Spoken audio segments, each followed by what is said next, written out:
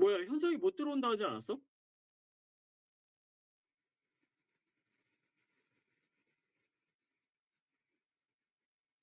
어찌 된 거야?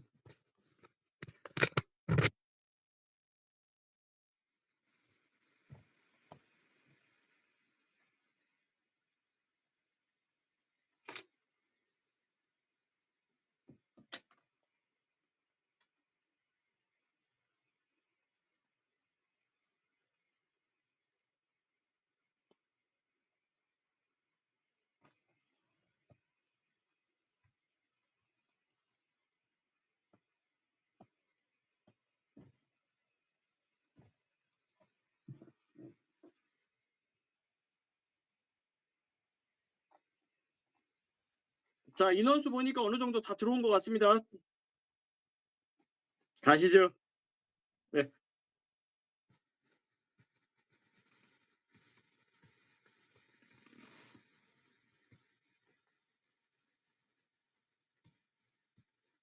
자, 항상 먼저 쓰고 가죠. 자, 우리는 대단원 3단원으로 들어왔습니다.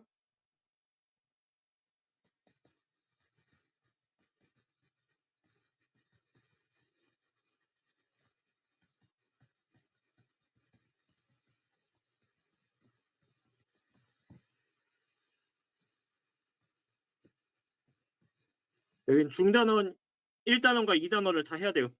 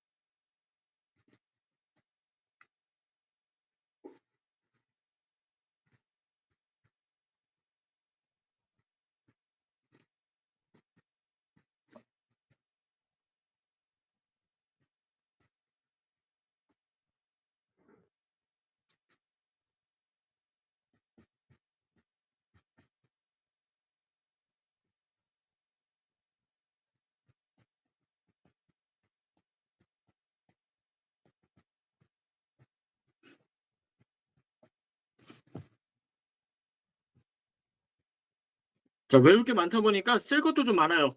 조금만 기다립시다.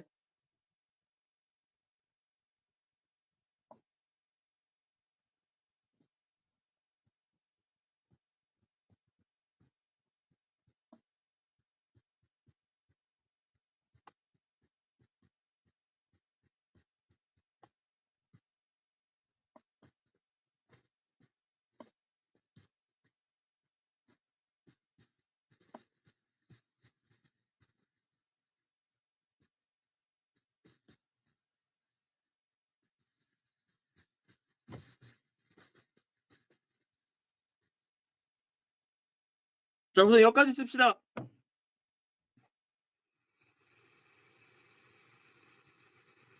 뭔가 다 쓴 것 같은 분위기입니다. 자, 그러면 네. 오늘 감독은 현숙쌤이시군요. 네, 그렇군요. 알겠습니다.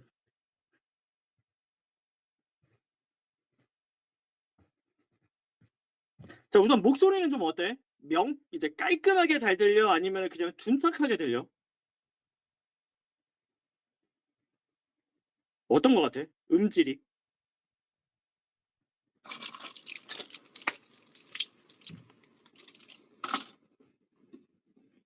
그렇군.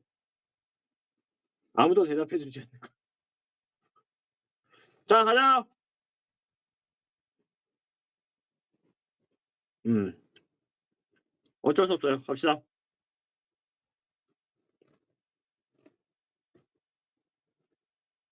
자, 우리가 벌써 절반 이상이 왔습니다. 6번째입니다. 자, 여기 3번이죠. 우리가 지금 대단원 3단원에 왔습니다. 뭐 공부하는 파트겠습니까? 자, 저번에 원자를 배웠기 때문에 이번에 뭐 공부할까?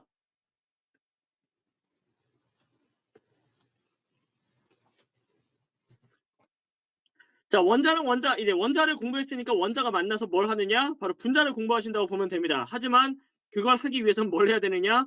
원자랑 원자가 만나서 결합이라는 걸 해야겠죠. 근데 그 결합이라는 게 한 가지 종류면 정말 좋겠지만 아쉽게도 한 종류가 아니라 이게 세 종류가 있다는 거죠. 그중 작년에 여러분들은 두 개를 배웠고 하나를 추가적으로 더 배우지만 별로 중요하지 않다는 거. 결론은 두 가지 우리가 배운 거 거의 복습 수준이지만 외울 건 많다는 거 알고 계시면 되겠습니다. 자, 종류 두 가지 있죠. 중단원 1, 중단원 2. 자, 이렇게 있습니다. 자, 우선은 화학결합, 다시 말하지만 이온결합, 공유결합, 금속결합합니다. 아, 미안해. 나 이거 지금 날려야 되는 거지? 자, 죄송합니다. 자, 소단원 2네요, 이거. 미안합니다. 소단원 1단원은 전혀 하지 않습니다. 이건 본 수업 가서도 안 할 거야, 아마. 자, 다시 말합니다. 화학결합은 다시 원자랑 원자가 만나서 얘네들이 결합을 하게 되는데 그 결합이 하필 한 종류면 참 좋겠지만 이게 세 종류가 있습니다. 자, 여러분 외우고 있습니다. 1학년도 배웠습니다. 뭡니까 이거?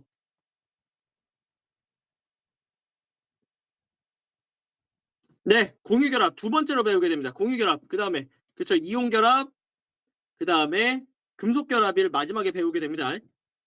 자, 그럼 이걸 어떻게 분류하느냐? 맨 처음에 나와야 될 게 이겁니다. 자, 여러분 쓰지 마세요. 지금 이거 주기율표는.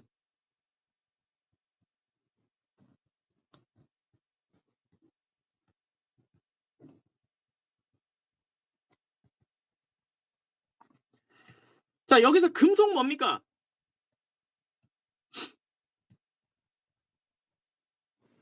그렇죠. 저는 이렇게 말합니다. 버큐를 90도로 눕히시면 바로 금속 물질이 됩니다. 자, 딱 봐도 버큐를 90도로 딱 눕혀놨죠? 자, 얘네들이 지금 뭐냐? 이것들이 금속입니다. 나머지가 전부 다 뭐예요? 나머지가 전부 다 비금속이죠.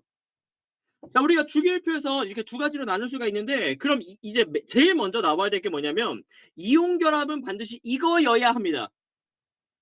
뭡니까? 이온 결합은 반드시 이거여야 합니다. 그렇죠. 이 이온 결합은 금속과 이거 똥색이야 왜 하필? 금속과 비금속이 만나야 됩니다. 자, 그다음에 공유 결합은 반드시 뭐여야 합니까?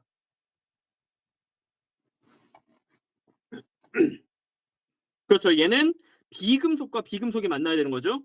자, 그다음에 금속 결합은 이름 자체가 말하고 있어요. 경우의 수도 이제 하나밖에 안 남았어. 둘이 만나는데 경우의 수도 하나밖에 안 남았어. 당연히 금속, 금속이 만나야 되겠죠.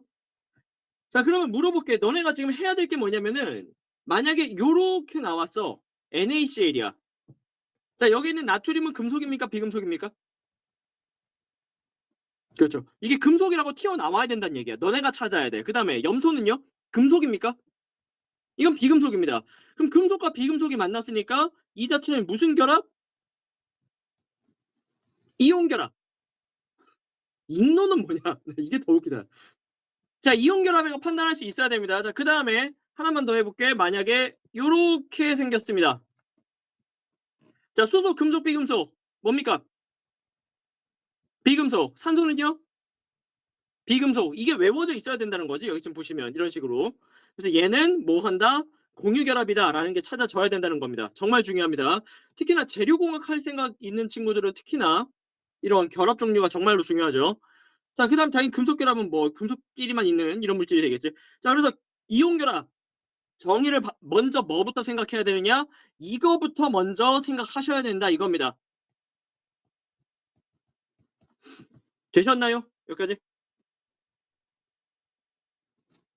응. 자, 그럼 여기서 계속 진행을 좀 할게. 리튬이랑 플로린이랑 보시면은 리튬은 누가 봐도 다시 리튬은 금속, 그다음에 플로린은 비금속이 확실합니다. 이거 이온 결합 물질 맞아요. 다시 리튬이랑 플로린이 만났습니다. 자, 그러면은 이 리튬은 전자가 쉽게 나갑니까? 아니면 잘 들어옵니까? 유효 핵전화가 센 편입니까? 약한 편입니까? 플로린에 비해서. 나가죠. 자 그다음에 여기 있는 플로린은 유효 핵전화가 센 편이었죠. 그리고 여기서 하나만 비어 있기 때문에 그 하나를 채우면 오른쪽에 있는 네온의 전자 배치를 가지면서 더럽게 안정해지죠. 네 그러니까 이 리튬이 전자를 요렇게 이동시켜 가지고 여기 채워지면 그러면은 리튬은 전자를 결국 잃었고요. 하나를 잃었고 플로린은 원래 자기 것보다 하나를 더 얻었기 때문에 리튬 양이온, 플로린 음이온이 되죠. 그래서 리튬이 양이온이 된다는 얘기는 얘가 금속이 무조건 양이온이 되고요. 비금속이 무조건 음이온이 되는 게 항상 예외가 없이 정해져 있습니다. 자, 다시 금속이 양이온, 그다음에 비금속 음이온 된다는 거 사실은 알지 너네 지금. 그래도 해야죠.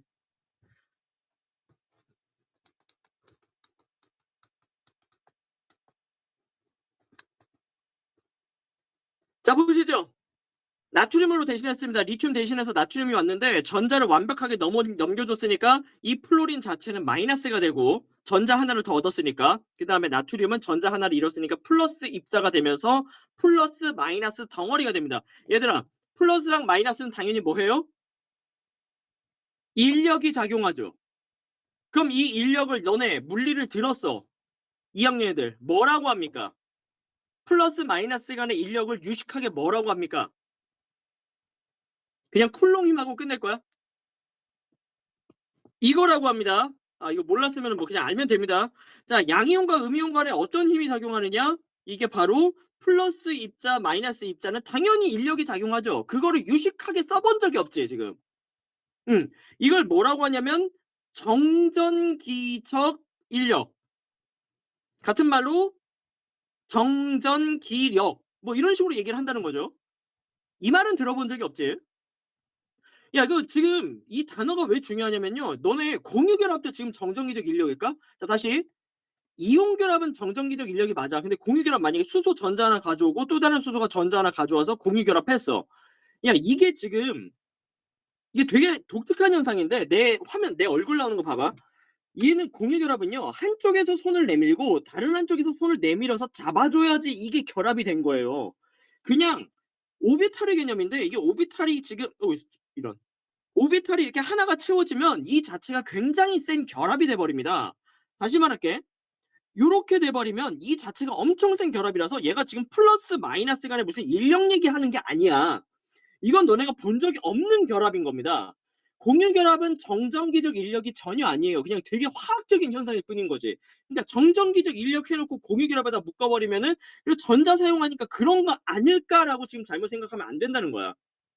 공유 결합은 정전기적 인력이 아닙니다. 이걸 가지고 장난질을 쳐요. 알고 계시길 바랍니다. 정전기적 인력은 이온 결합 얘기라는 거 넘어가도록 하죠. 되셨죠? 여기까지 넘어가도 되는 거죠? 이건 뭐 자세한 얘기들 아니 그냥 좋은 얘기들은 아니고 그냥 뭐 그 얘기들 우리가 알고 있는 얘기 그대로 하는 겁니다. 자, 다시 말하자면 공유 결합은 뭐 하는 거다? 얘는 쌍을 지으면 결합이 세진다. 그냥 악수 같은 개념이라 이거는 플러스 마이너스 간의 힘이 전혀 아니라는 겁니다. 자, 우선 그러고 나서 이제 그래프로 넘어갑니다. 저는 자 우선은 다른 좀 수능에서는 잘 안 나오거든. 자 수능 특강은 우리한테 지금 중요하죠. 자 수능 특강에서는 2점짜리 문제 마지막으로 한 문제 나왔고요. 3점짜리 문제도 중간쯤에 이 문제가 하나가 나와 있습니다. 두 문제 나와 있어요. 이 그래프 문제가. 자 근데 이걸 벗어나서 나는 지금 뭘 말하고 싶은 거냐면 제가 이 그래프를 주옥나게 좋아합니다. 왜일까? 화학적으로 더럽게 의미 있는 그래프이기 때문입니다. 자, 저가 이제 대학교 처음 들어갔을 때 1학년 때 내가 뭐 수업을 들으면서 되게 존경하는 교수님이 한 분 계세요. 그분이 이제 처음 이제 수업을 들었는데 마침 1학년 때 수업 듣고 막 2학년, 4학년 이렇게 들었는데 그 교수님이 첫 수업 때, 아니 첫 수업이 아니라 이 그래프가 나왔을 때 이렇게 말을 했습니다. 니들 아직 이거 어색하지? 사투리를 이제 부산 사투리 쓰셨는데 니들은 이거를 졸업할 때까지 지겹게 볼 거야. 라고 얘기를 했어요. 근데 부산 사투리를 할 수가 없어가지고 되게 따라하지 못했는데 아무튼 더럽게 웃겼습니다. 더럽게 똑똑한데 더럽게 웃겼어요. 당연히 서울대 나왔고 그 약간 미국의 서강대 같은 느낌을 주는 게 이제 칼텍이라고 있어요. 캘리포니아 공과대. 거기서 이제 석사 박사 하신 분인데 양자역학 전공하신 분이에요. 진짜 장난이 아니에요. 아무튼 그건 그렇다 치고 그분이 지금 어떻게 말을 했냐? "이거 너네 더럽게 많이 벌 거야." 그런데 아니나 다를까 진짜 졸업할 때를 넘어서 대학원부터 해서 뭐 임용고시까지 해 가지고 진짜 지겹게 봤습니다. 정말 지겹게 봤습니다. 이걸 여러분들한테 그 대학교 수준으로 가르칠 리가 없겠지. 우선은 고등학교 수준으로 이게 무슨 의미를 가지는지 정도는 알고 계셔야 됩니다. 어렵긴 합니다. 그래서 이거를 지금 처음 배우는데 고등학교 1학년 때 안 나왔습니다. 처음 배우는데 가도록 하죠. 자 그래프입니다. 이거 생각보다 이게 쓸 게 없었네. 미안합니다. 네. 자 여기 오른쪽에 R부터 가자. 거리랍니다. 거리 R이에요. 자 이게 무슨 거리냐? 지금 우리는 이온 결합하고 있다는 걸 잃어버리시면 안 됩니다. 그래서 머릿속에 계속 뭐가 있어야 되냐면은 소금을 생각하시면 좀 편하겠습니다.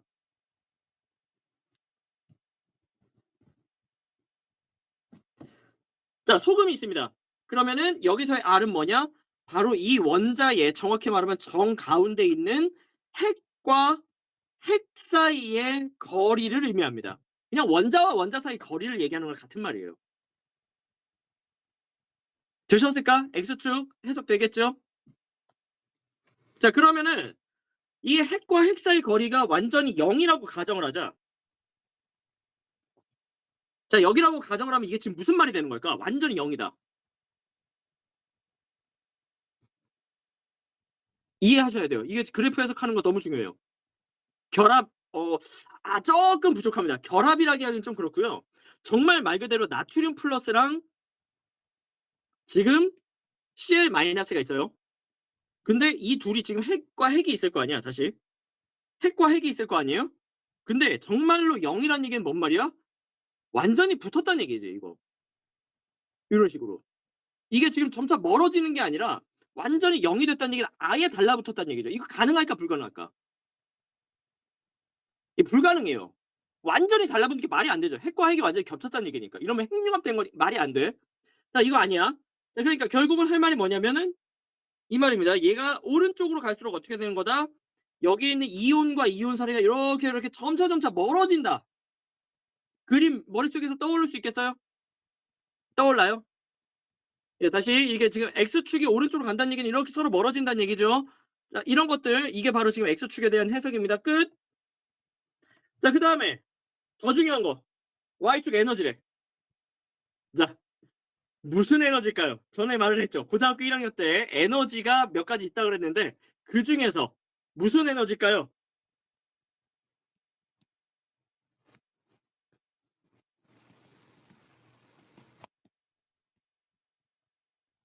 뭐 이렇게 있는데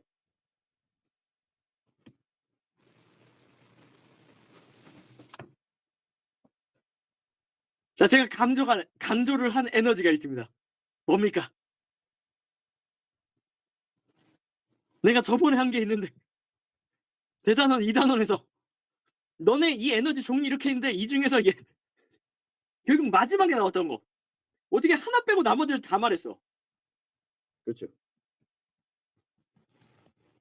자 사실 첫 번째 답이 나왔습니다. 포텐셜 에너지 바로 위치 에너지입니다. 자 화학에서의 위치 에너지는 물리랑 다르다고 했지. 자 다시 말해 이거 쓰지 말아봐. 너네 중력장 안에서는 당연히 뭘 쓰느냐 MGH를 쓰죠. 근데 중력이 없는 그냥 진동을 해야 되는 상황에서는 2분의 1 kx 제곱을 쓴다고 그랬어요. 어떤 상황이냐에 따라서 서로 다른 공식이 들어간다는 얘기입니다. 위치 에너지가. 포텐셜 에너지가. 그 말은즉슨 화학은 중력장의 영향을 별로 못 받죠. 원자 하나가 너무 가볍기 때문에 중력의 영향을 거의 안 받습니다. 그다음 얘가 지금 진동을 하고 있는 것도 아니기 때문에 이 둘 다 아니란 얘기야. 그럼 내가 뭐를 강조했어? 이 포텐셜 에너지가 이 화학에서는 두 가지 의미를 가진다. 이거 너네 알아야 된다라고 말했습니다. 뭡니까? 포텐셜 에너지가 화학에서는 이런 의미를 가진다. 두 종류가 있다. 두 종류가 있다가 아니라 이런 의미를 가진다. 기억 안 날까? 올라가자. 별 수 없다. 자 왔다.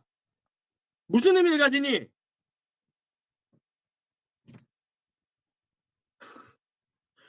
자 화학에서의 포텐셜 에너지는 바로 인력과 반발력에 대한 얘기를 하는 겁니다. 자 가시 역시나 다들 이제 한 번에 너무 많은 게 들어오니까 기억하기 힘들어. 자 인력과 반발력에 대한 얘기입니다. 다시 한번 기억해 봅시다. 누가 마이너스입니까? 아 이거 설마 이거 그 뭐냐 주말에 찍은 거라 주말이래. 너네 그 화요일 날 했었나? 그래 가지고 아마 기억 못 하 그 뭐냐 그거다. 그때다.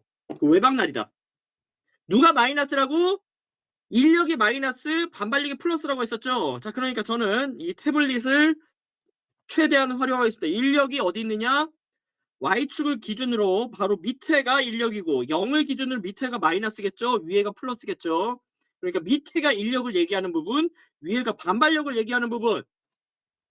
이렇게 알고 계시면 되겠습니다.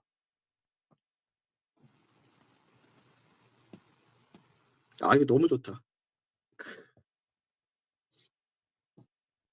필격풀 짱이다 야. 됐어? 자 그럼 생각해 봐야 될 게 뭐냐면요. 나트륨은 플러스고요. Cl은 마이너스야. 야 잠깐만 물리하는 애들한테 물어보자. 쿨롱 법칙이 이게 완벽하게 떨어지는데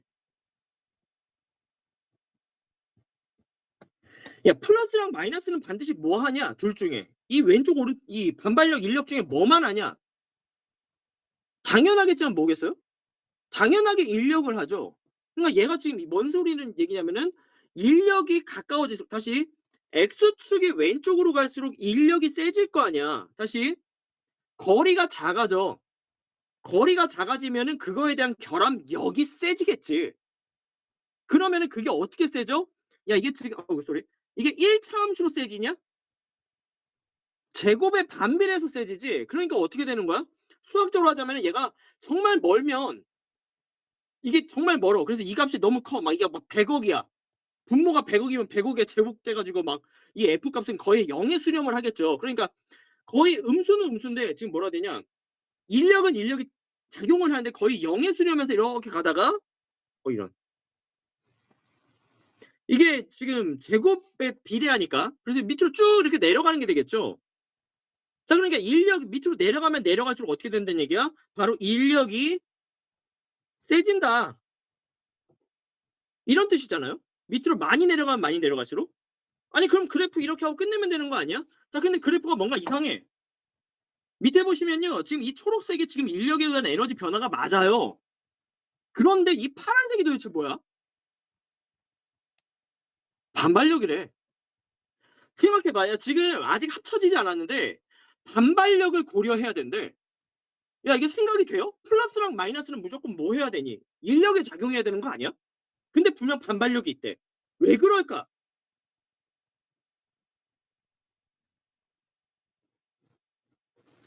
쏘리. 뭐 어느 정도 그럴 수도 있겠다. 전자 간의 반발도 있을 수는 있겠다. 근데 답이 아직 안 나왔어요. 중성자는 반발을 하지 않아요. 전기적으로 중성이니까.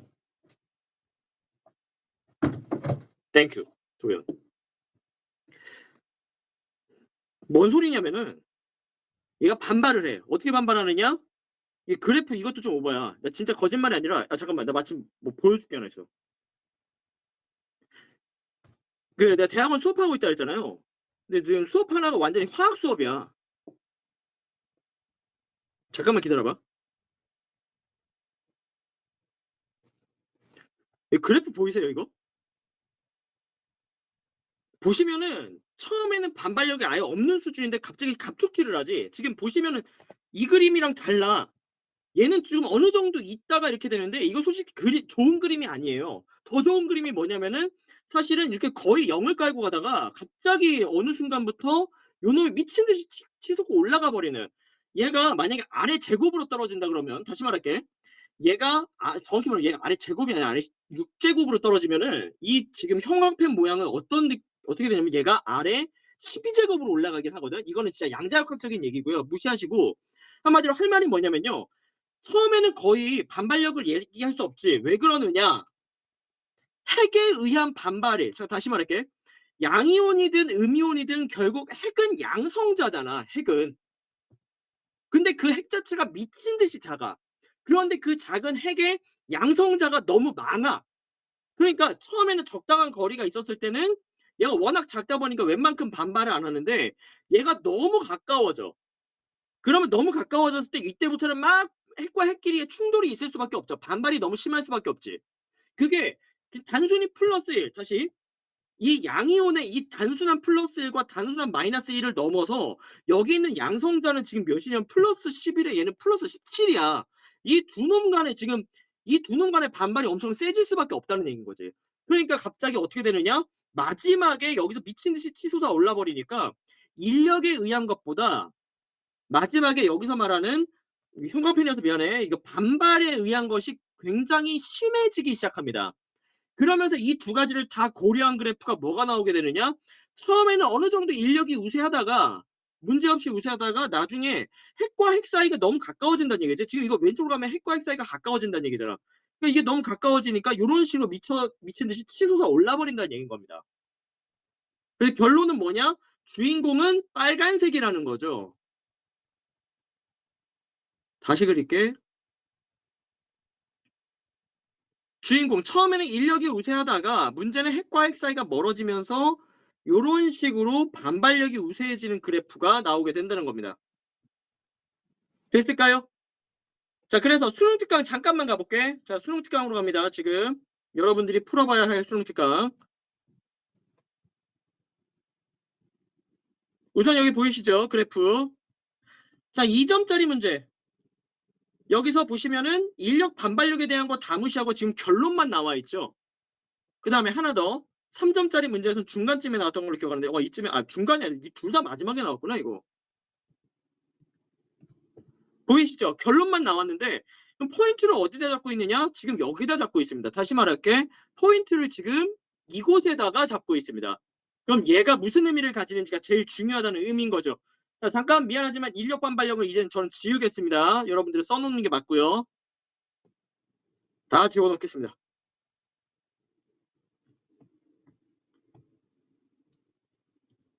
자, 가장 중요한 포인트는 어디냐? 바로 여기란 겁니다. 자, 왜 그런지 설명하죠.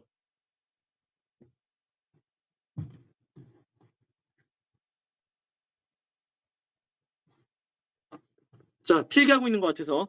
자, 밑으로 내려가면 이만큼 인력이 작용한다는 뜻입니다. 얘는 인력이 덜 작용하는 거고요. 더 인력이 약하다는 얘기입니다. 점차 왼쪽으로 갈수록 인력이 세지고 있는 거죠, 지금. 자, 그러면은 깊이가 가장 깊은, 얘 못 지우겠, 지웠다.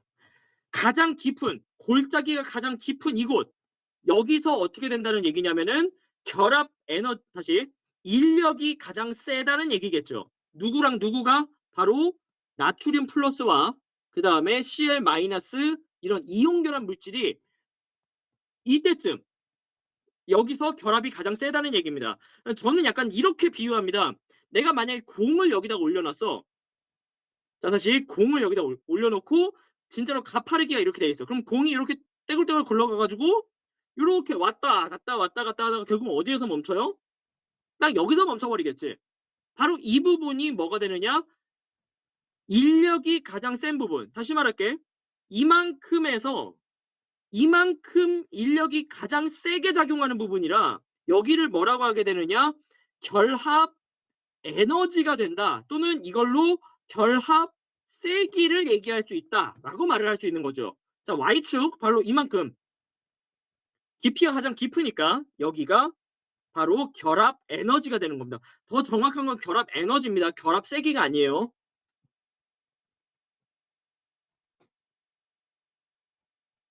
자, 계속 들어야 돼서 좀 부담이 될 수 있습니다. 조금만 힘냅시다.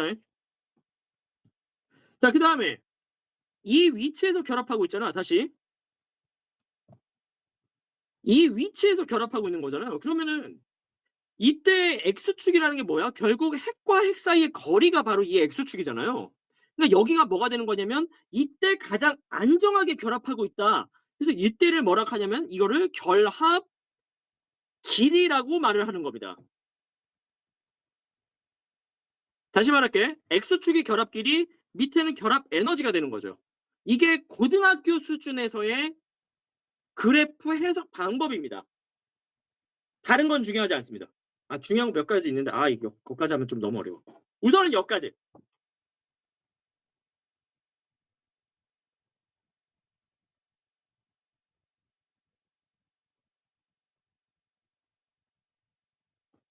자, 형광펜 두 가지 했습니다. 지금 결합 에너지 Y축 깊이, 그 다음에 결합 길이는 X축 길이.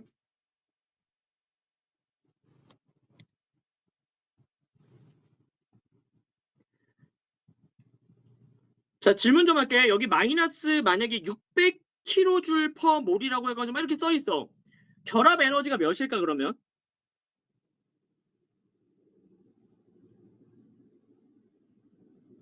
이때는 이 결합 에너지는 절대값을 좀 씌우셔야 됩니다. 600 입니다. 자, 그다음 결합끼리 여기에 그냥 뭐 40 피코미터 또는 0.4 뭐 나노미터 뭐 이렇게 나오면은 0.4 나노미터가 결합 길이구나라고 생각하시면 되는 겁니다. 자, 되셨나요? 여기까지? 중요합니다. 다시 말하지만. 근데 아직 문제는 못 풀어봐. 수능 특강 문제를 아직 좀 해야 될 게 있어서 조금 아쉽네. 배워야 될 게 아직 있어 가지고. 어? 야, 이거 풀 수 있다. 야, 풀어보자. 잠깐만. 자, A에서 이온 결합 형성합니까? 결합 형성하는 데가 어디예요? B 부분이죠. 그러니까 B에서 결합을 형성하죠. 이거 아니죠? 자, 거리가 B인 부분, 이온 사이의 인력과 반발력의 합이 최저이다. 아, 말이 좀 짜증나긴 하는데 나는.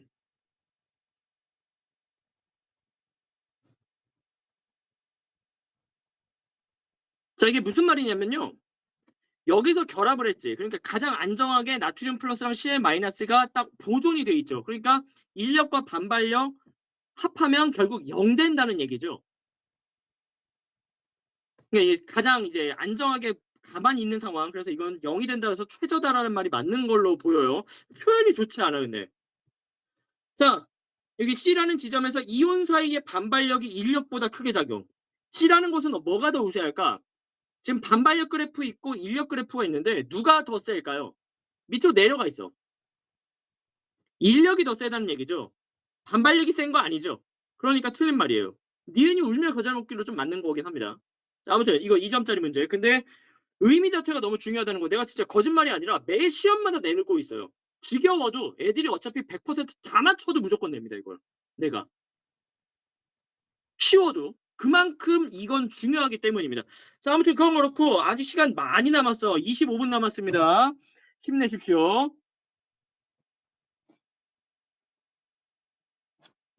다음 갑니다.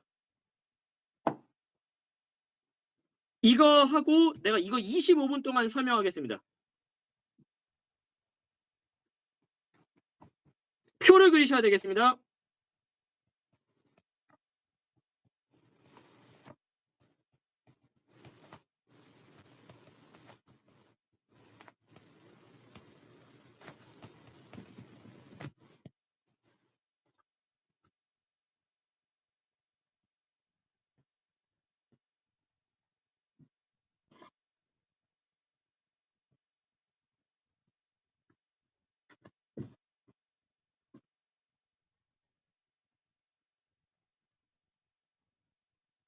잠시만.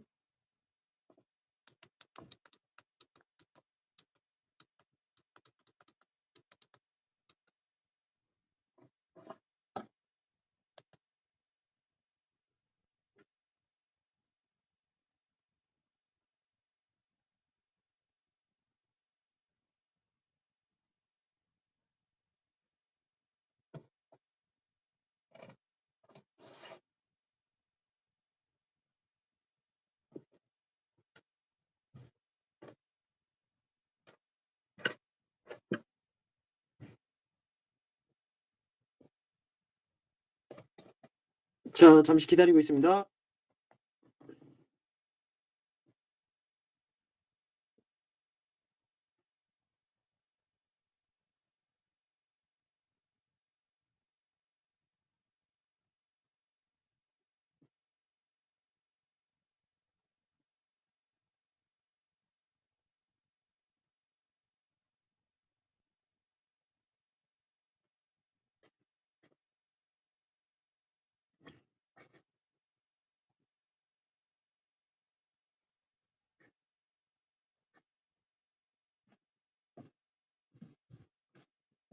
자, 진행할게요.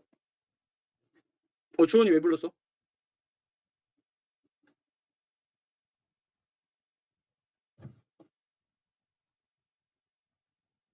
예, 하시죠.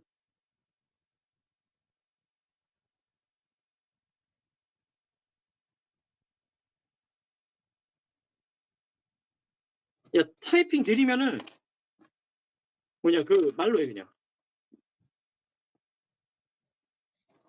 아까 그래프에서 말해봐. 결론적으로 가장 낮은 부분이 반발력이랑 인력이 0이 되는 부분이라고 그냥 생각하면 되는 거예요. 여기요? 예. 인력과 반발력이 0 된다고 보시면 돼요. 너네 미분 아직 안 배웠지?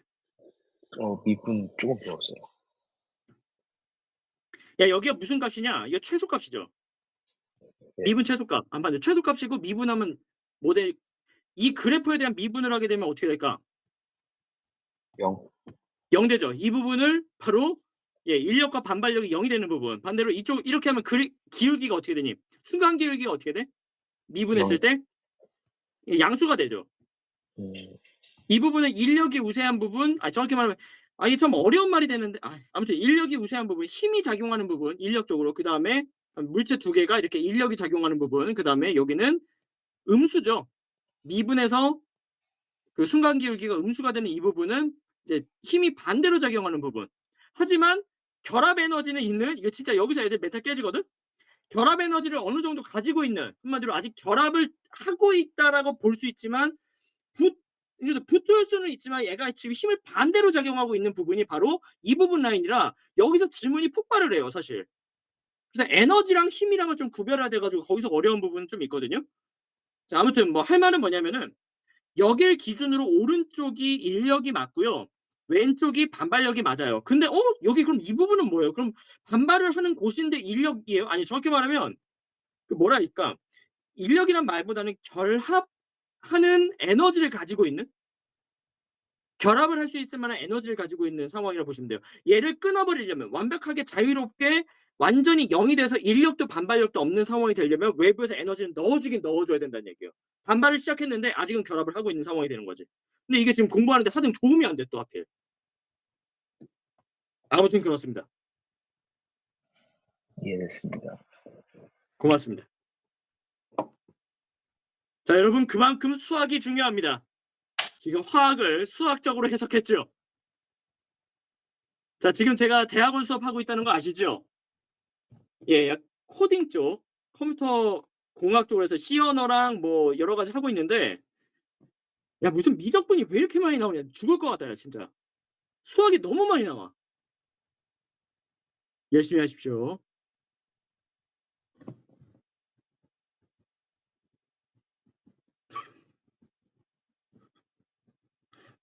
네. 지현쌤 쳐다보기 싫어가지고. 예, 아무튼. 자, 가자, 다시.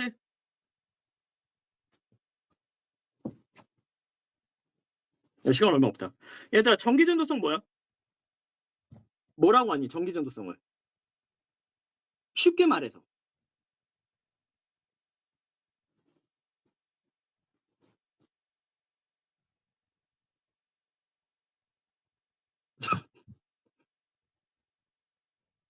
자, 전기전도성 뭐라고 쉽게 말하시겠습니까? 전기가 통하는 정도죠. 지현쌤 그 옆에서 방해하시면 안 되겠습니다. 선생님, 그 1학년 수업 하고 있는데 그 옆에서 이렇게 방해하시면 안 됩니다. 예. 자, 이거 전기전도성 그냥 전기가 통하는 정도죠. 이거 뭐 단어 자체가 말을 하고 있죠. 자, 그러면은 그 전기가 통하기 위한 조건을 애들이 생각보다 공부를 안 하고 있습니다. 그 솔직히 말하면 이제 교과서에 나오는 건 아닌데, 전기가 통하기 위한 조건으로 두 가지가 뭐가 있냐면, 첫 번째는 바로 쉬운 겁니다. 전자가 자유전자 상황일 때는 전기가 무조건 통합니다. 다시 말할게. 자, 자유전자 상황은 생각보다 되게 자주 일어나는 현상이 아닙니다. 자유전자는 언제만 있는 거냐? 금속 결합만 자유전자 환경이 됩니다. 자, 그래서 이런 거, 이거 전자 자유전자 아니에요? 라고 물어보는 경우가 가끔 있어서, 야, 이거 물에 전자 있지, 지금. 야, 이 전자는 자유전자일까, 아닐까? 이거는 자유롭지 않아요. 핵에 속박이 돼 있는 그냥 일반적인 전자라는 얘기를 합니다. 상황 이해 가셨어요? 이게 자유전자가 아니에요. 자, 그러면 첫 번째 자유전자고, 자, 그 다음에 두 번째 뭐가 있느냐? 이게 좀 되게 이해가 안 갈 수 있는데, 이온이 움직이는 상황이 됐을 때는 전기가 통하게 됩니다.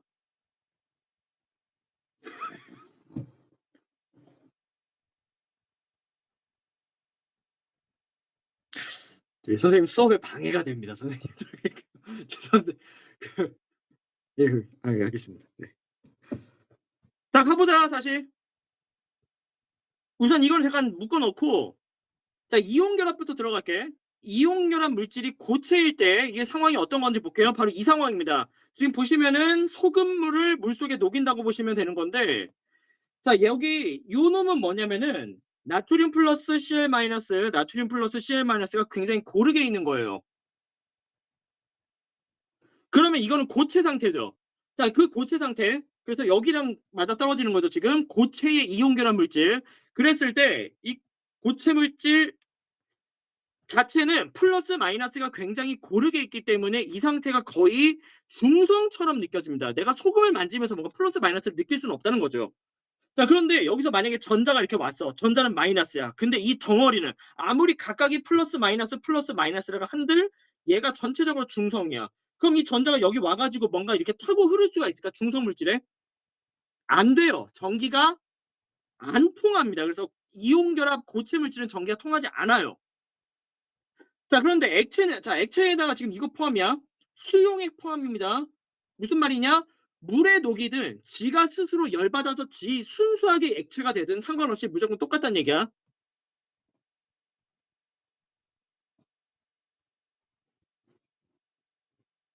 자, 그랬을 때 나트륨 플러스랑 그다음 Cl 마이너스, 그다음 나트륨 플러스 Cl 마이너스가 이렇게 물속에 녹아 있는 걸 생각을 해봅시다. 이제 플러스 마이너스가 굉장히 고르게 지금 들어가 있죠. 그런 상황에서 여기서 전자가 와. 그 전자는 마이너스야. 근데 이제는 마이너스 플러스가 굉장히 지들끼리 띄엄띄엄 있어. 멀어졌어. 그 말은즉슨 전자는 마이너스를 향해서 달려붙을 수가 있고 그 다음에 마이너스에선 튕겨 나가게 되고 그 다음 다시 플러스를 향하고 플러스를 향하고 마이너스는 튕겨 나가고 이러면서 유동적으로 이동을 할 수가 있지. 자, 그러니까 뭔 말을 한 거냐?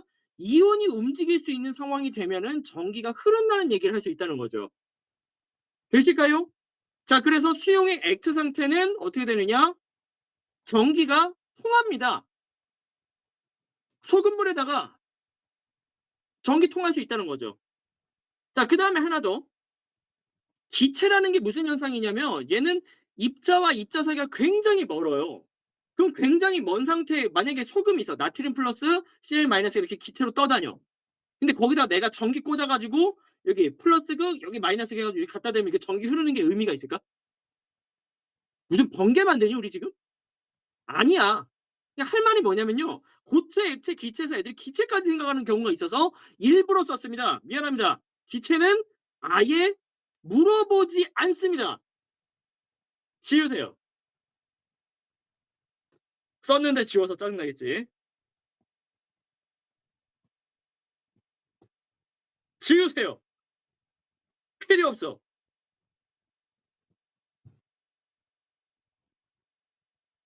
됐어요? 5분만 쉬고 오세요. 50분 해보겠습니다.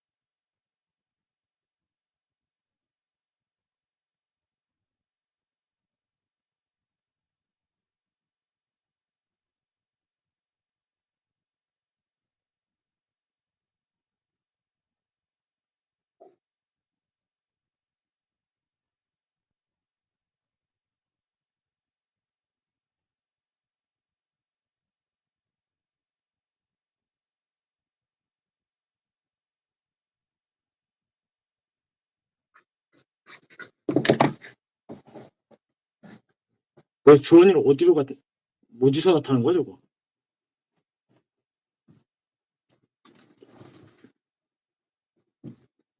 아 놀래라. 깜짝이야. 자 여러분 50분입니다. 30분만 힘냅시다.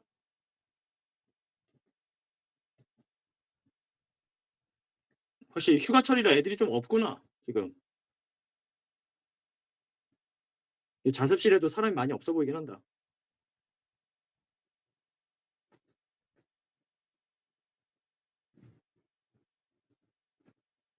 갈게. 자 다시 강조하지만 우리 전기가 통하는 건 두 가지가 있다 그랬어요. 이거 문제에서 정말 많이 나옵니다. 자유전자거나 이온이 움직여야 된다고 했습니다. 바로 공유결합갑니다.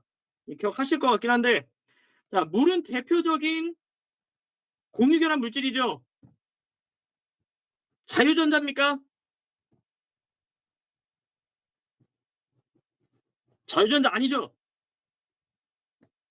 얘가 이온입니까? 우선 처음부터 아니죠. 그냥 이온도 아니지 자유전자도 아니지. 그냥 조건 자체가 처음부터 만족이 안 돼. 그러니까 얘가 고체든지 액체든지가 관심이 있어? 없어. 니들 여친이 있어.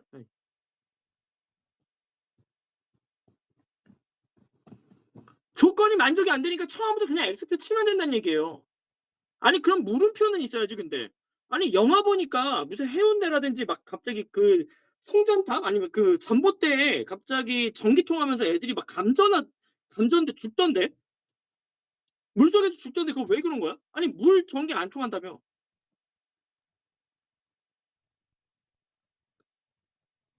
얘 해운대는 조건이 뭐냐? 바닷물이죠. 바닷물은 NaCl이 더럽게 많죠.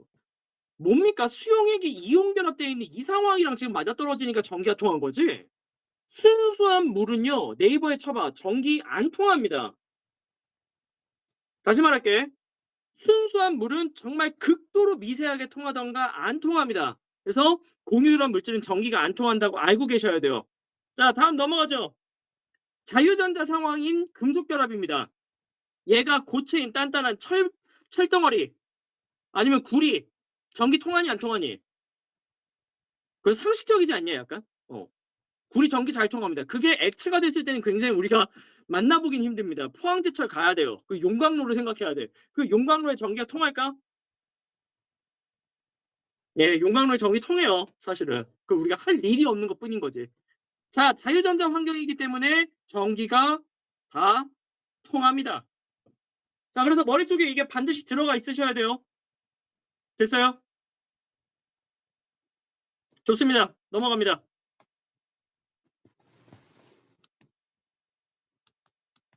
자, 이건 이온결합 물질 얘기하는 겁니다. 고체, 액체, 기체가 있는데 고체, 액체, 기체 보시면은 액체든 수용액이든 한마디로 이렇게 액체 같아 보이는 애들은 무조건 이렇게 불이 들어오고 전기가 통한다는 거 보시면 되겠습니다. 자, 깨짐성 얘기하는데 이거 한번 보고 넘어가시면 돼요. 중요하진 않아요. 문제 잘 안 나와. 근데 그냥 자, 소금이나 이런 이온결합 물질 깨지잖아요. 그거 어떻게 깨지느냐? 플러스 마이너스가 굉장히 고르게 있는 게 이온결합 물질인데 이 부분을 물리적으로 쳐. 그럼 얘 밑으로 내려가겠지. 이런 식으로. 그러면 여기 있는 플러스가 밑으로 내려가서 플러스가 되고 이 마이너스가 밑으로 내려가겠죠. 그러니까 얘가 한 단계를 밀리면서 플러스는 플러스끼리 만나고 마이너스는 마이너스끼리 만나면서 여기서 뭐가 되겠어요? 반발을 하겠죠. 반발을 하니까 서로 떨어져 나가는 게 바로 깨짐성을 얘기하는 겁니다. 자, 이온 결합은 그렇고요. 그다음 공유 결합, 금속 결합 얘기들은 너무 다양한 현상들이 있기 때문에 이런 성질을 아예 물어보질 않습니다. 깨짐성은 이온 결합만 있다 정도만 아시면 되는 거고 그냥 고유 특성이다 하고 넘어가시면 되는 겁니다. 끝. 바로 별표 치는 3번입니다. 저는 더 중요하다고 생각해요. 야, 녹는 점이 고체, 액체, 기체가 있었을 때 왜 켜지냐? 고체, 액체, 기체가 있었을 때 녹는 점은 어디서 어디로 가는 거니?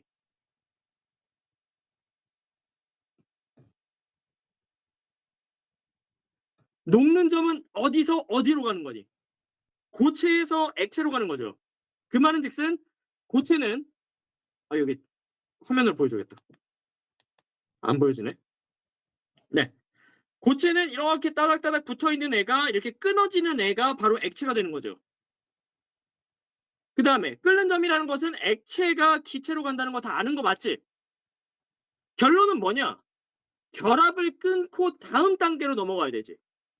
결합을 끊고. 그러면 어떤 물질 NaCl이라는 게 있고 MgO라는 게 있어. 둘 다 이온결합 물질이야.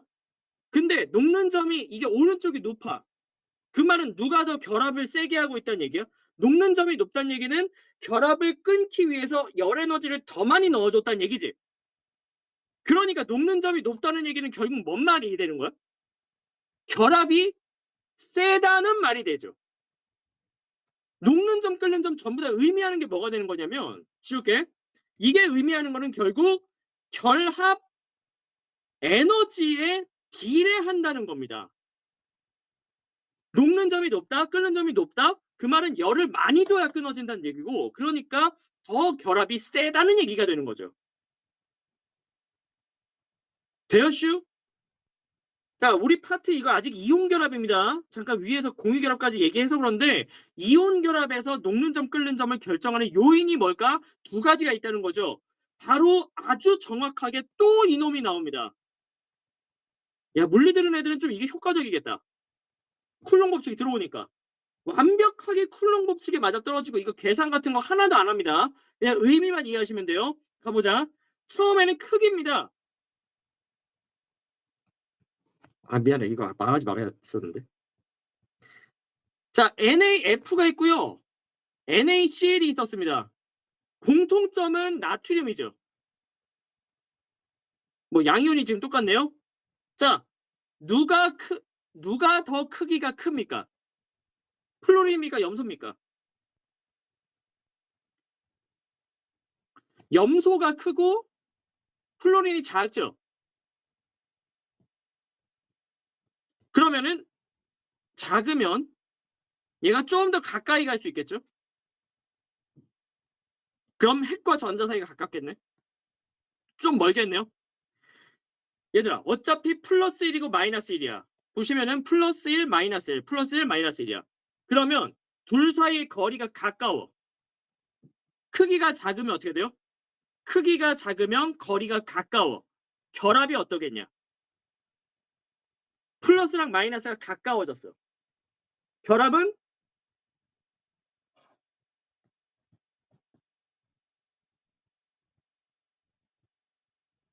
세질까 작아질까? 예, 강해질 수밖에 없어요.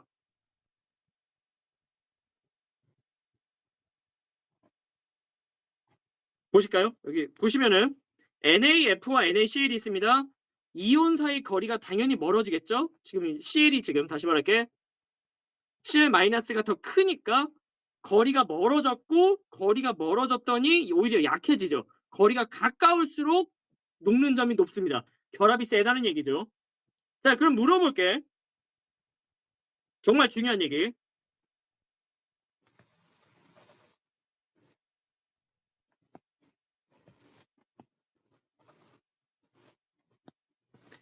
요 빨간색 요 놈이 얘네가 NaF야. NaCl 어떻게 그려질지 한번 너네가 그려봐.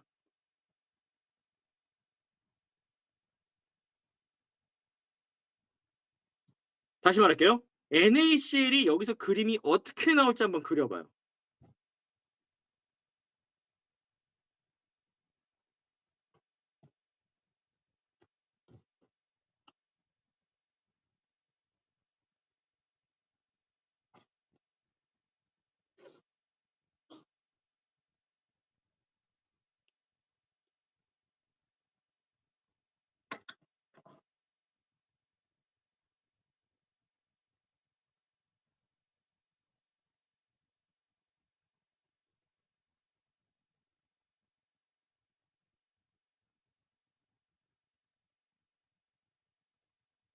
그렸어요. 자, NaF가 크기가 작아요. 그리고 결합 에너지가 더 큰 거죠.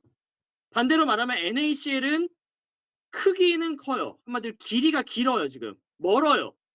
멀다는 얘기는 지금 결합 길이보다 여기 더 오른쪽으로 가야 되지. 이 부분에서 지금 뭐가 생기느냐? 우물이 생기는데 지금 말한 이 곡선이 생기는데 그때 결합 에너지는 작아요.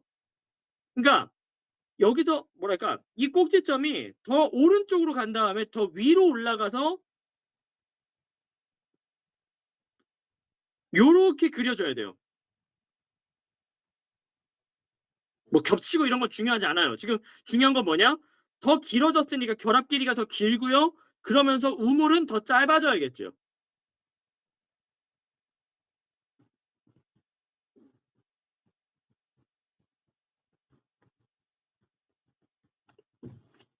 자, 이런 것들 알고 계시면 좋겠습니다. 아니 알고 계시면 좋겠습니다가 아니라 알고 계셔야 합니다. 머스트입니다. 슈드 아닙니다. 머스트입니다. 해브투입니다. 반드시 아셔야 합니다.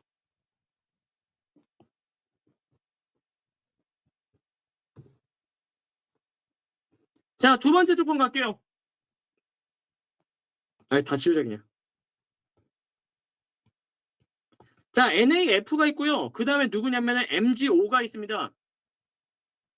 예측해 봅시다. 자, 우선은 이거부터 할게. 나트륨이 11번. 다시. 나트륨 11번, 플로린 9번. 전자가 총 몇 개냐면 11 더하기 9 해가지고 20개고요. 그 다음 나트륨보다 마그네슘이 조금 더 작아지긴 합니다. 12번. 근데 산소는 좀 더 커. 플로린보다. 결론은 뭐냐면은 이놈 자체가 크기가 거의 차이가 안 난다는 얘기야. 상황 이해 가세요? 크기 차이가 별로 안 나요. 여기서 좀 작아지고 좀 커지니까 크기 차이가 안 나. 그러면은 지금 크기의 문제는 아니란 얘기야. 근데 지금 어떻게 된 거냐? 누가 더 클지는 비교할 수 있어야 돼. 생각보다 쉽고 또 이놈이야. 뭘까?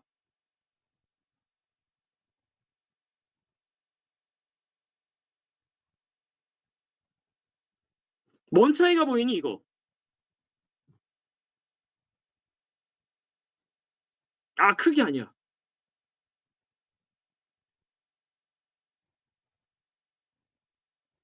누구는 확실하게 세고 누구는 확실하게 작아.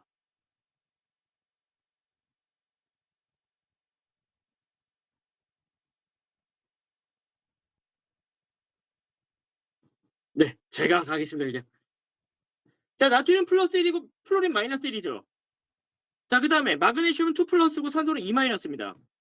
얘는 정전기적 인력이에요. 다시 이온 결합이라는 건 결국 정전기적 인력이니까 그냥 1 플러스 1 마이너스보다 2 플러스 2 마이너스가 당연히 더 셀 수밖에 없어요. 그러니까 여기서도 지금 보시면 2 플러스 2 마이너스라는 얘기는 그냥 이 숫자로 외우는 게 아니라 당연히 이게 보시면 플러스 1이랑 마이너스 1까지 이렇게 결합하는 것보다 지금 당연히 플러스 2 마이너스 2끼리 이렇게 결합하는 게 지금 제곱으로 커진다는 얘기야.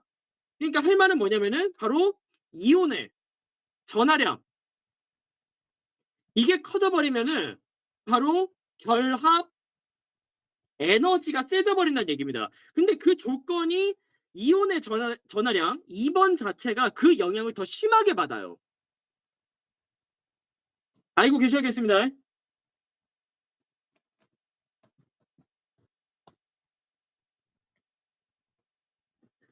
자, 그래서 보시면은 지금 다시 NaF랑 NaCl이랑 크기 문제가 있죠. 크기 문제로 작을수록 결합이 세다고 얘기했습니다.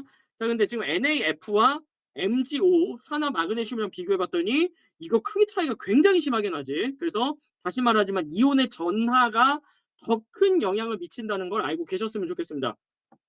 힘내시죠. 안 돼. 계속 해야 돼. 시간이 없어. 해야 돼. 간다. 힘내시오. 제발. 아, 물회용해. 야, 다음에 물회용해. 다음에 넘겨. 이번 이거 하지 마 지금. 자, 다음. 자, 소단원 3번.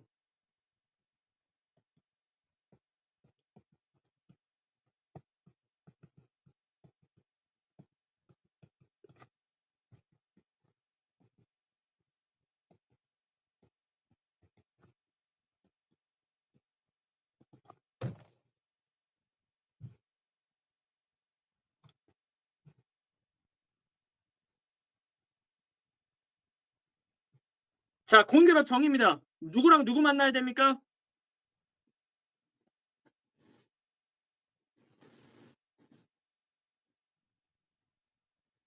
땡큐.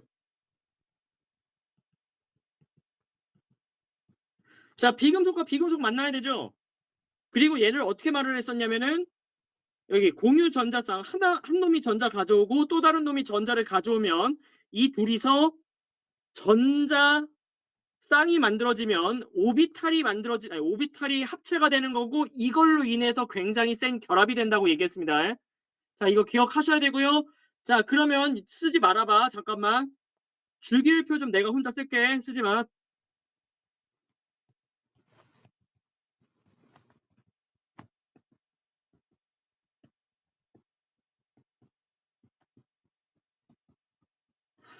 자, 이렇게 나와 있어. 자, 그러면 여기 공유결합을 공부하는데 금속이 필요하니 필요하지 않니? 전혀 필요하지 않죠. 필요하지 않는 이 뻑큐 누핀 모양은 이제 필요가 없습니다. 공유결합일 때. 생각하지 말라는 뜻이에요. 자, 그 다음에 여기 이거 해야겠다. 족이 같은 애들을 족 같은 것들이라고 얘기합니다. 특히나 이놈들은 18족이기 때문에 18족 같은 것들입니다. 웃지, 네. 얼마나 피곤하면 웃기지도 않아. 아무튼 죄송합니다. 자, 이놈들 18족은 결합을 잘 합니까 못합니까? 비활성 기체인데 결합을 안 하죠. 그러니까 공유결합에서 이것 또한 신경 쓸 필요가 없다는 얘기예요. 그 말에 대해서 우리가 지금 공유결합을 할 때 요놈만 신경 쓰는데 이 수소는 주로 이게 원자과 전자가 하나가 있다 보니까 얘는 사이드에 빠져 있죠. 맨날. 주인공이 아니죠. 수소는 맨날. 근데 수소는 잠깐 빼. 그러면 금속 원자과 전자 3개, 탄소 원자과 전자 4개인데 이 탄소 원자과 전자 4개면 그 밑에 있는 규소도 원자과 전자가 4개지. 그러니까 위에를 공부하면 밑에 게 어차피 똑같지. 위에 거 공부하면 밑에가 어차피 똑같아요. 그러니까 위에 거만 공부하면 밑에 건 따라오니까 여기 있는 얘만 공부하면 된다는 얘기입니다. 공유결합을 하면서 뭔가 이상한 것들을 다 생각하고 있으니까 미리 말을 하는 거예요. 공유결합은 뭐만 공부하면 된다? 이 5개만 공부하면 다 커버가 되는 게 원래 공유결합입니다. 다른 생각하지 말라는 거죠.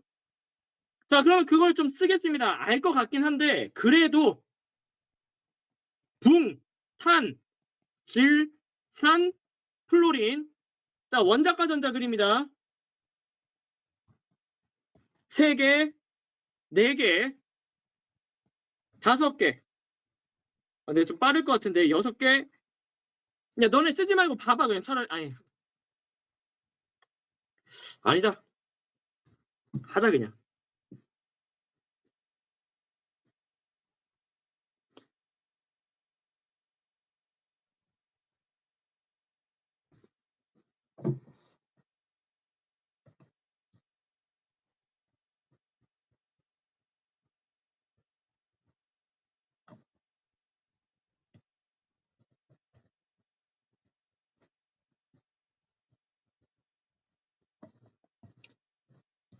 한다.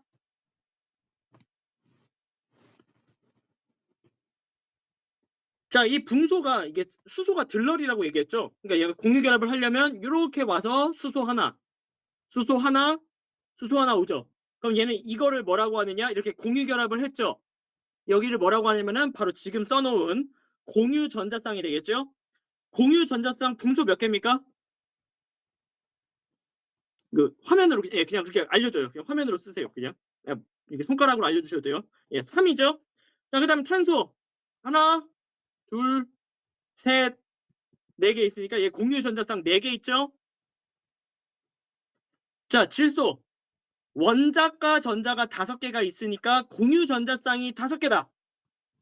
맞습니까? 오늘 독일은 피곤해요. 네, 그리고 자, 여기 하나, 둘, 3개죠. 그리고 여기 있는 이놈을 뭐라고 하느냐? 이 지가 혼자 공유결합하고 있는 거. 이거를 공유결합을 안 하고 있으니까 비공유. 근데 지 혼자 쌍을 지었으니까 전자쌍이라고 하죠. 질소부터 비공유 전자쌍 하나가 생기고 그다음에 공유 전자쌍 3개가 있죠. 자, 산소 수소 2개를 가져오니까 이거 유명한 물이죠. 공유 전자쌍 2개, 그다음에 비공유 전자쌍 2개. 플로린 이 수소 하나, 그러니까 공유전자쌍 하나, 비공유전자쌍 3개. 다 아시는 거죠?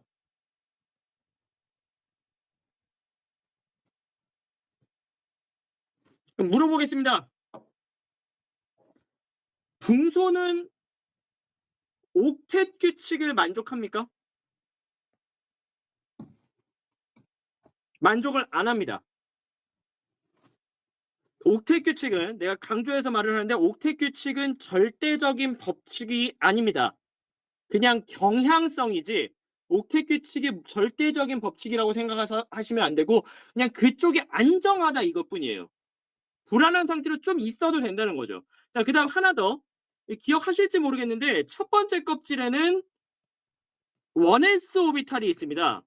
그 다음에 껍질 모양이 정확한 건 아니라서 이렇게 가능한 건데 두 번째 껍질은 뭐가 있느냐?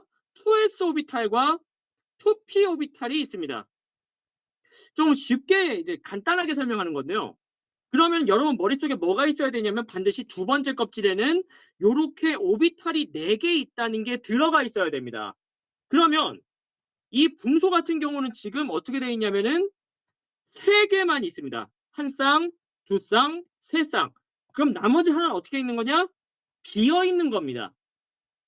이걸 좀 알고 있었으면 좋겠어요. 나머지는 지금 4개를 다 채웠어. 나머지는 전부 다 옥텟 규칙을 만족을 했어. 하지만 요 놈은 옥텟 규칙을 만족을 안 했고 그럼 거기서 끝나는 게 아니라 그럼 오비탈이 비어 있구나 라고까지 공부하시면 그 다음 설명에서 이해가 됩니다. 알고 계십시오.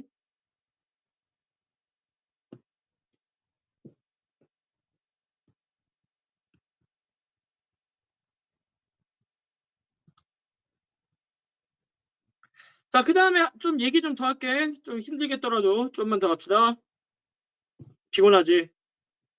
근데 왠지 여기까지만 버티면은 거의 끝나거나 다름없지 않아? 40분까지 쉬고 40분부터 9시까지 20분밖에 안 남았고 조금만 힘냅시다.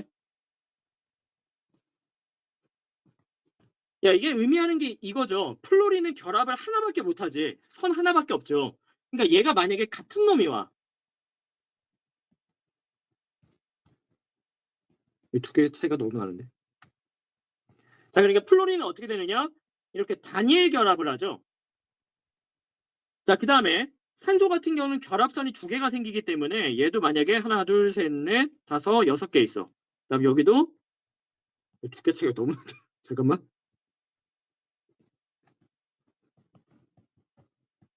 자, 이렇게 돼 있는데 이러면 이제 애들이 헷갈려 하거든. 어떻게 되는 거냐면요. 별건 아니고 얘가 이거 뭐야?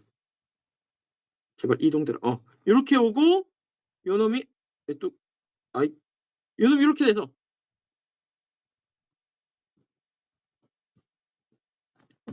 자, 이렇게 되는 게 지금 이 산소 분자의 전자 점식인데 그림으로 그리자면은 뭐 이렇게 이중결합이라고 표현할 수 있다는 거죠. 그러니까 이 이중결합 선이 2개가 있어 전자는 4개가 있다라고 생각하시면 되는 거죠. 자, 그다음에 질소 같은 경우도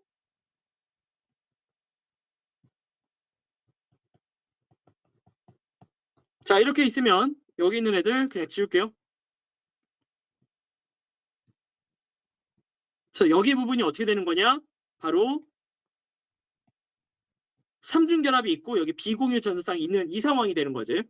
여기까지 되셨어요? 그래서 이런 애들 이거 이중 뭐 삼중결합이 됩니다. 자, 그다음에 탄소가 있죠.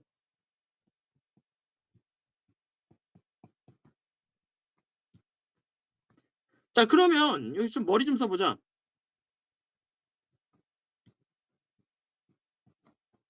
이러면은 야, 이게 사중결합 되는 거 아니냐? 근데 왜 안 돼? 안 된다고는 배운 것 같아. 지금 뭔가 그 고등학교 1학년 때 배운 것 같아. 왜 안 돼? 그쵸. 갑자기 자기 생각을 얘기해 줬어요. 그래요. 저는 대답들은 고맙습니다. 하지만 답은 없습니다. 왜냐? 대학교 이론이기 때문입니다. 이게 불가능해요. 왜 안 되는지는 여러분들이 알 수 있는 건 아닙니다. 이거 혼성화 오비탈이라는 걸 배워야 되기 때문에 어쩔 수 없고 너네는 암기로 어쩔 수 없지만 사중결합은 존재하지 않는다고 기억을 하셔야 됩니다. 그러니까 이런 것들을 왜 그런지는 좀 차단을 시킨 것뿐입니다 그냥. 이런 것들은 궁금해하지 말아라. 삼중결합까지밖에 없다. 라는 것만 알고 계시면 되고 탄소가 삼중결합을 하고 나서 나머지 하나가 남잖아. 바깥쪽으로 빠져요 이런 식으로. 선이 무조건 4 개잖아요 결합선이. 그러니까 이렇게 단일 결합이면은 요런 모양. 선이 4개 결합이 4 개가 나와야 되니까. 그다음 탄소가 이중 결합이 돼 버리면 요런 모양. 그다음에 삼중 결합이 돼 버리면은 요런 모양이 나온다는 거 알고 계시면 좋겠습니다. 부탁드립니다. 제발. 됐어요? 여기까지? 쉽시다. 더 하면은 너네 죽을 것 같다 야. 자 4 분간 쉬시고 그다음 20분 더 쉬십시오. 힘들지? 힘내.